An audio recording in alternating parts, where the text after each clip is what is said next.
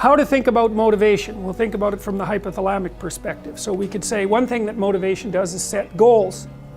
We could say that emotions track progress towards goals. And I'm going to use that schema even though it's not exactly right. So you say, well, motivation determines where you're going to aim. So if you're hungry, you're going to aim at something to eat.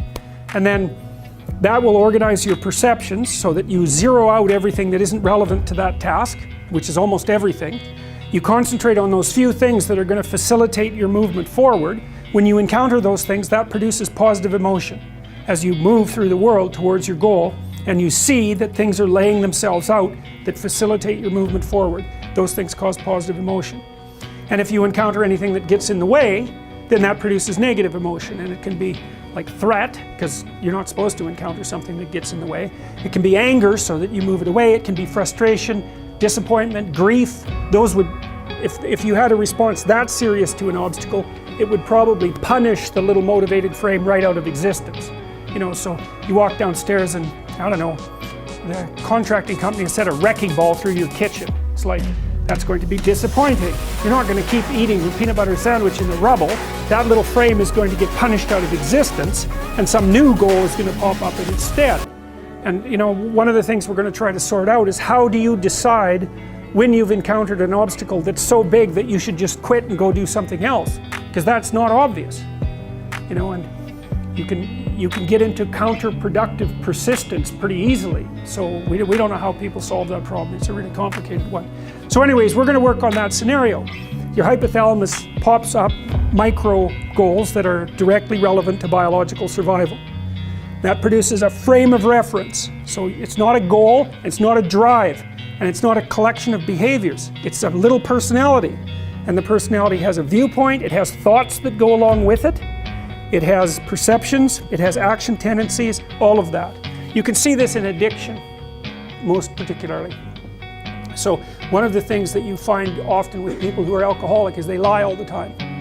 And that's because when they built a little alcohol-dependent personality inside of themselves, or a big one, maybe it's 90% of their personality, and one of the things that consists of is all the rationalizations that they've used over the years to justify their addiction to themselves and to other people.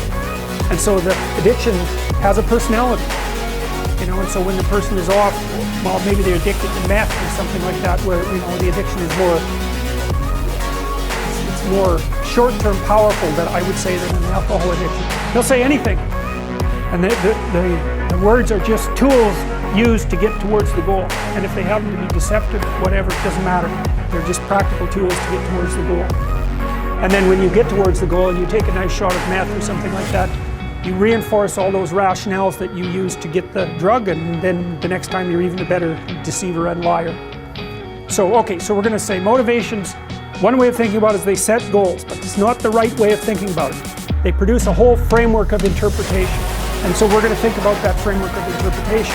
And then emotions emerge inside of that. So that's it. So the world is framed, motivation set goals. You could say the world has to be framed. So motivation sets that frame.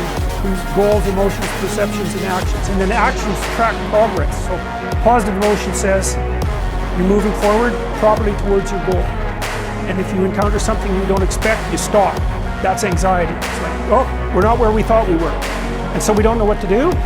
So we should stop, because we don't know where we are or what we're doing. Stop, frozen. And then the more powerful negative emotions like pain, they might make you get out of there. So emotions, forward, stop, reverse. That's your emotions within that motivated frame. So, and that's another example of how your mind is embedded in your body. Your emotions are like they're offshoots of action tendencies. That's the right way to think about it, because action is everything fundamentally. So what are some basic motivations? Most of these are regulated by the hypothalamus, by the way, and that tells you just how important a control system it is. The other thing that's useful to know about the hypothalamus is that it has projections going up from it that are like tree trunks, and inhibitory projections coming down that are like grapevines. So you can kind of control your hypothalamus as long as it's not on too much, but if it's on in any serious way, it's like it wins. So partly what you do to stop yourself from falling under the dominion of your hypothalamus is to never ever be anywhere where its action is necessary, right? You don't want to go into a biker bar because you might find yourself in a situation where panic, defensive aggression is immediately necessary. You probably don't want that. You don't want the panic, you don't want the terror, you don't want the frenzied fight, you don't want any of that. You don't want to have to run away in absolute panic. So you just don't go there. And a huge part of how we regulate our emotions is just by never going anywhere where we have to experience them. And so that has very little to do with internal inhibitory control and everything to do with staying where you belong.